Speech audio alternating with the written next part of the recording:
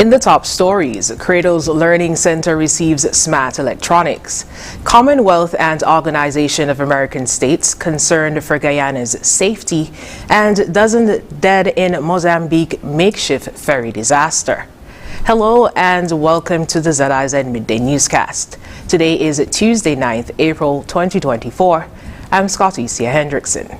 Nationally, in a gesture aimed at enhancing early childhood education, the Caribbean Confederation of Credit Unions, CCCU, has generously donated a smartboard to the Cradle's Learning Center. The brief ceremony, which took place on Monday, marked a significant contribution to the educational development of young learners. General Manager of CCCU, Ms. Denise Garfield, highlighted the importance of listening to the needs of the community and taking proactive steps to address them. Last year, the Board of Directors of the Caribbean Confederation of Credit Unions took a decision to get more involved in the community that we are physically based in. We met with the team here at Cradles. We asked them what their needs were. We prioritized. And one of those priorities was getting a smart board to teach the children. As such, we are grateful, we're very happy to present the smart board to the Cradles Learning Center.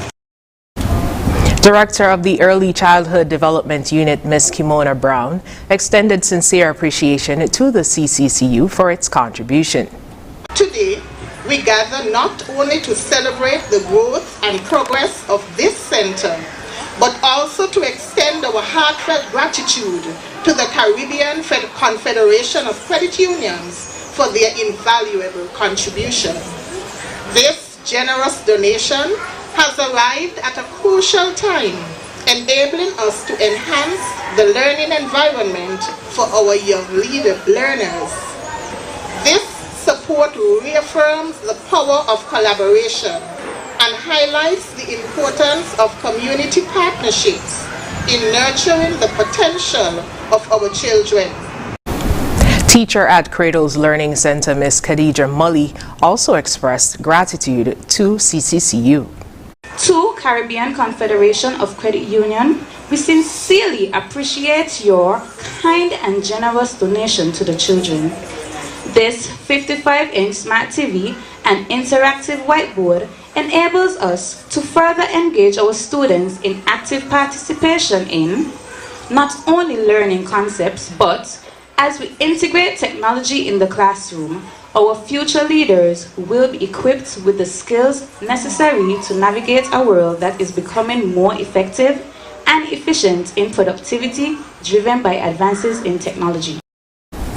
This donation from the CCCU is said to represent a significant milestone in the journey of Cradle's nursery towards excellence in education.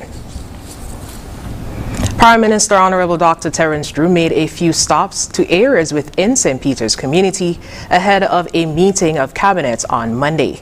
First, Prime Minister Drew visited the construction site in St. Peter's where work is being carried out on the rehabilitation of the St. Peter's Main Road and F.T. Williams Highway East project.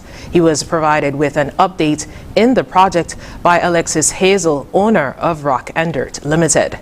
Dr. Drew then stopped by the St. Peter's Community Center, where a group of young children are positively engaged in painting activities as part of an ongoing Easter camp. The Prime Minister interacted with the campers and encouraged them to learn as much as they can. Dr. Drew also visited the St. Peter's Health Center to help spread a literature to patients and medical staff there. Today, I take the opportunity to visit multiple areas in this great state of St. Peter's.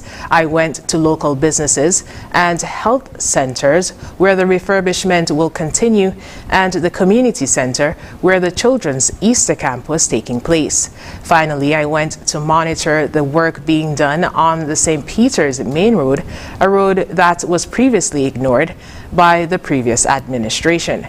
Thank God for this Labour government. The people of St. Peter's will have a rehabilitated road network.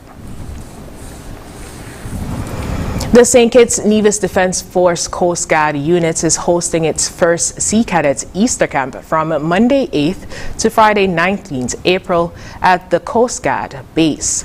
Over the next 2 weeks, approximately 50 of the recruits will explore new information and advanced techniques. Areas to be covered include nautical terminology, swimming evolution, drills, first aid, extinguishing agents and firefighting, basic navigation equipment, knots and splices, and more.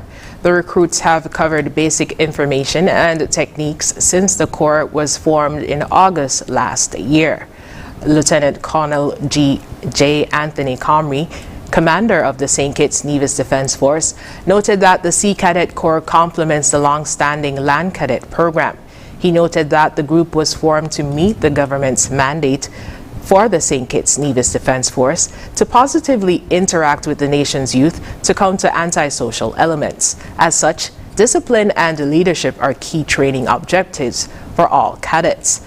Recruits will be assessed from April 17th to 19th based on the information covered.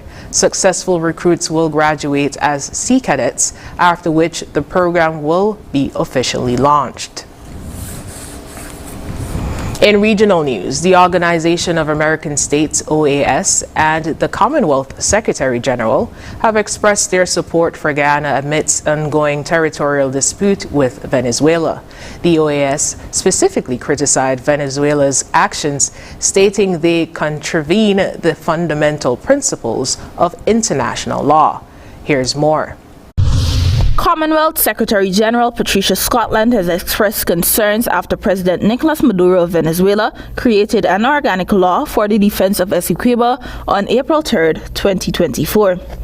The Commonwealth Secretary General said that Venezuela's actions appear to contravene with the International Court of Justice's ruling that unanimously decided that, quote-unquote, the Bolivarian Republic of Venezuela shall refrain from taking any action which would modify the situation that currently prevails in the territory in dispute, whereby the Cooperative Republic of Guyana administers and exercises control over that area. The Secretary General urged the government and people of Venezuela to abide by the principles of international law and manage the dispute in a manner that will ensure peace and stability of the Caribbean region. The Organization of American States is also asking for regional peace and security that would depend on stopping Venezuela in its tracks from advancing with threatening objectives. The OAS also rejected the action of breaking into an embassy as violating international law and is condemning the violation of international law with the unilateral actions and measures showcased last year and recently by Venezuela with the intention of annexing a third of the territory of Guyana. The OAS also said that it will not accept the intimidation of other international actors. The OAS added that the use of combined internal repression with Venezuela's aggressive stance towards Guyana is a new milestone in the infinite spiral of moral and political poverty. The new law created by Venezuela puts at risk the security not only of Guyana, but also peace and security in the hemisphere. For AGP Nightly News, I am Daisy Richards.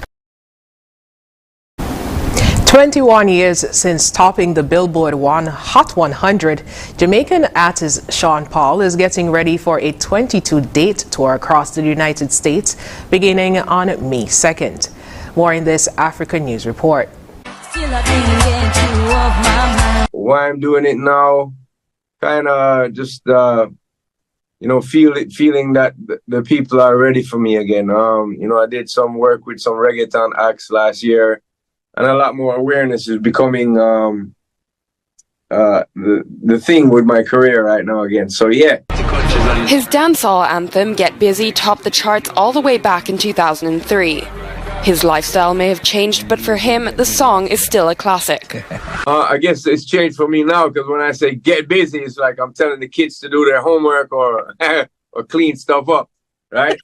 but honestly, it's a timeless piece for me in terms of, every time I try to do a song, I try to put, the same butterflies that I had in my belly when I was flirting with the first girl on the dance floor, the first dance floor I went to.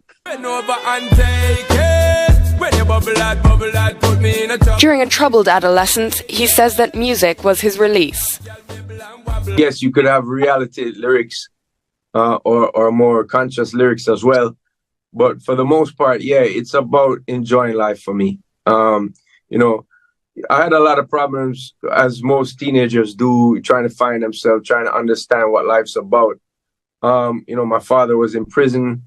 It was a single mom situation, and she was struggling to make sure that we were conscious beings, you know.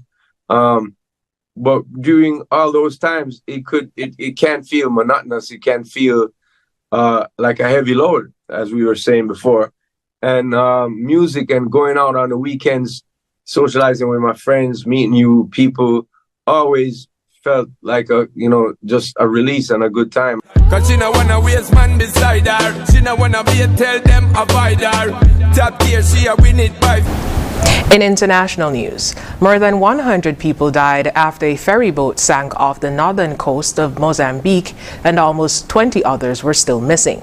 Officials said the vessel carrying 130 passengers was an overloaded fishing boat and was not licensed to transport people. More in this report. Dozens of grieving locals quietly gathered on the beach to pay their respects. A day earlier, around 130 people boarded this rundown boat in the hopes of fleeing the mainland, but the weight was too much for the small fishing vessel, which quickly began to sink. When I saw that the boat was at risk, I asked the captain to increase the speeds in order to avoid the worst. We headed back to the shore, but it was too late. On Monday, rescue teams were still retrieving bodies from the sea. Only a dozen people survived the shipwreck, and hopes of finding more survivors were getting slimmer by the hour. Authorities said the passengers had been trying to flee following rumors of a cholera epidemic after false information on the disease reportedly sparked a panic. They were running away from the cholera outbreak. They got into the boat, the sea was rough, the boat capsized, and it killed a lot of people. Mozambique has in recent months been battling a fresh cholera outbreak, which has infected 15,000 people and killed over 32 since October. Authorities recently stepped up prevention efforts in Nampula province, but it was paradoxically the increased medical presence that sparked Sunday's panic and saw locals attempt to flee the mainland. Sudden and early warm weather conditions triggered floods, leading to a massive snowmelt that overloaded numerous rivers in parts of Kazakhstan and Russia. More in this Euronews report. 10 regions of Kazakhstan have declared a state of emergency after the worst floods in 80 years hit the entire northwest of the country. The flooding was sparked by overly warm weather that caused a mass snowmelt across parts of Kazakhstan and Russia. Kazakh President Kassym-Jomart Tokayev called the floods the worst in 80 years. More than 72,000 people have been evacuated. In the Russian city of Orsk, which borders Kazakhstan, a state of federal emergency has been declared. Authorities reported water levels are still rising after a dam was breached on Friday, flooding most of the city. Evacuation efforts are underway in the Orenburg region, where several thousand towns and rural buildings are flooded. And now for the weather. Present weather is partly cloudy skies. Temperature is 29 degrees Celsius or 84 degrees Fahrenheit. Winds are a moderate breeze of 12 miles per hour from the northeast. Seas are 1.2 to 2.1 meters or 4 to 7 feet. Weather forecast is partly cloudy with cloudy periods and a 60% or moderate chance of showers. Tonight will be mostly cloudy with periodic showers. Sunset today will be at 6:26 p.m. Sunrise tomorrow will be at 5:59 a.m. And that brings us to the end of the ZIZ Midday Newscast. Join us this evening for these stories and more in detail. Thank you so much for joining us. I'm Scotty Sia Hendrickson.